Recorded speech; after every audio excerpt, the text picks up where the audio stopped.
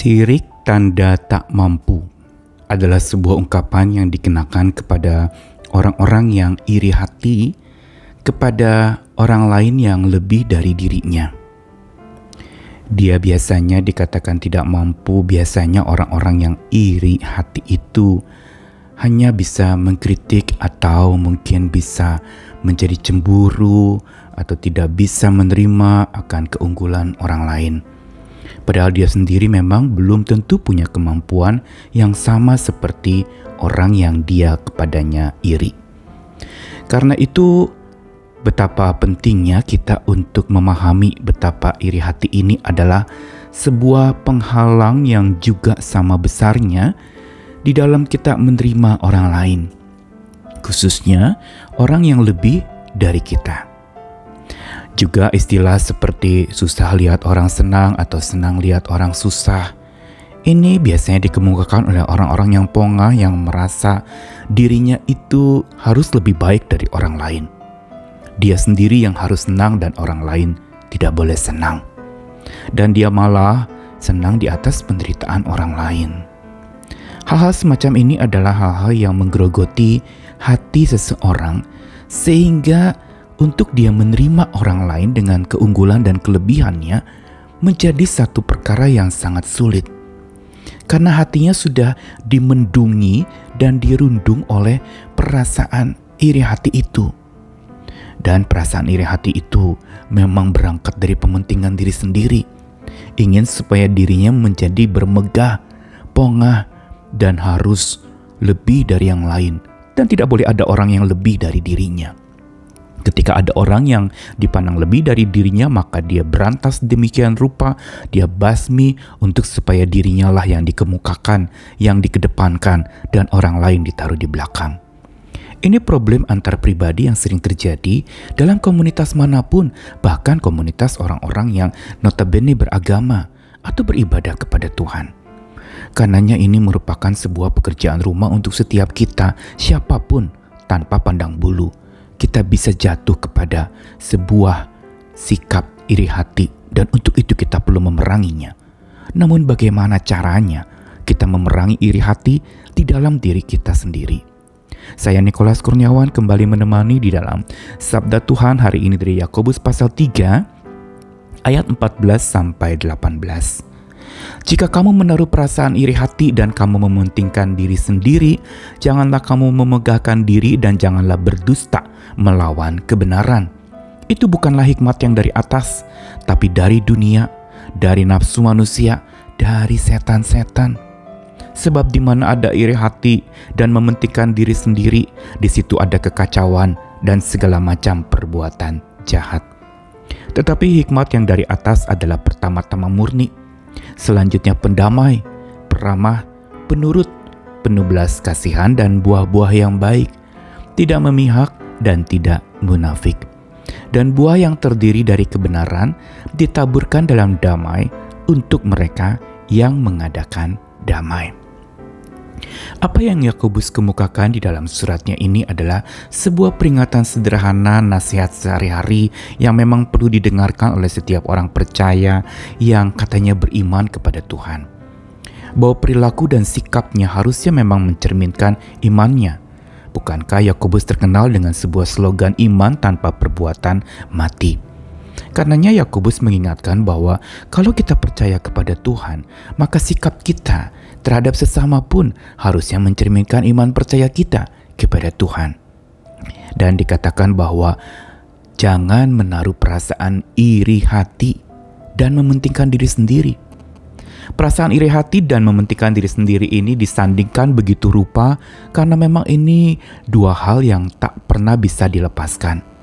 Orang yang iri hati biasanya memang mementingkan dirinya sendiri, dan orang yang mementingkan dirinya sendiri, dia akan menjadi iri hati kepada orang lain yang lebih dari dirinya sendiri.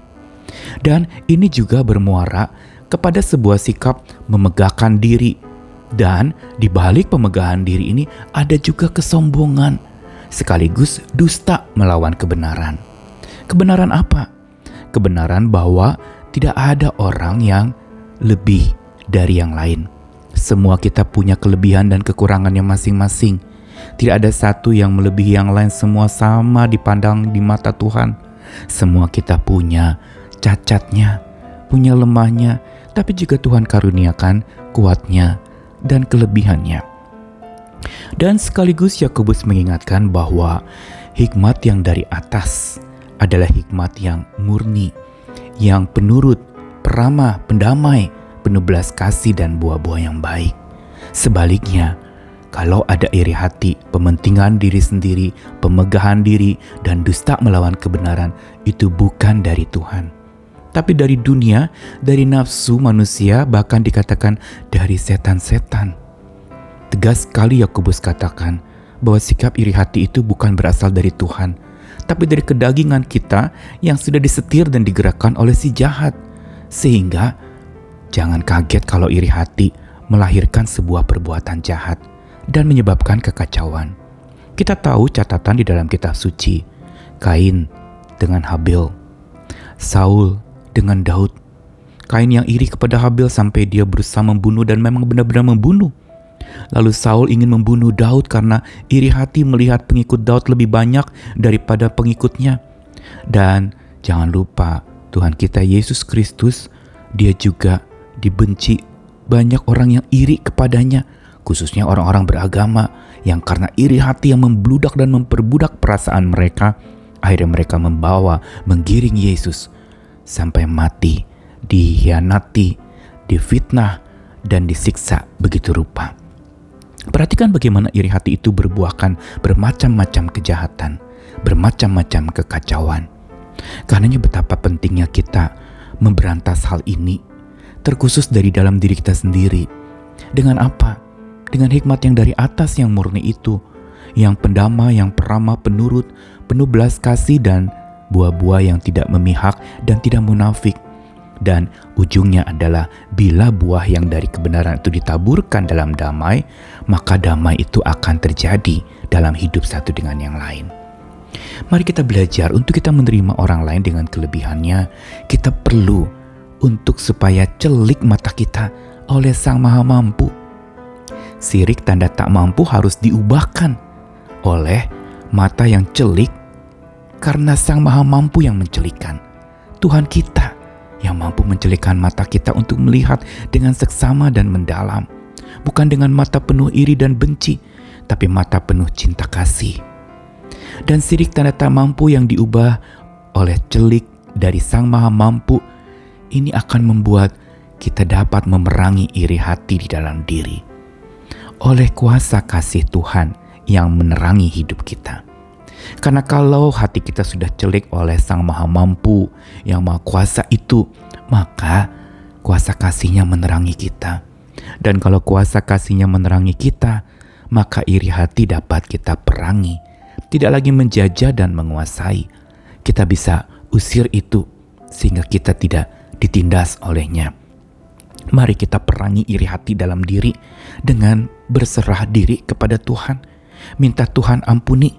Minta Tuhan berikan kepada kita hati yang sungguh-sungguh tulus, hati seorang hamba, hati yang dipimpin oleh hikmat Tuhan, hati yang membuat kita bisa menerima orang lain dengan lebih kurangnya sekaligus. Menerima orang yang lebih kurang dari kita atau menerima orang yang lebih dari diri kita.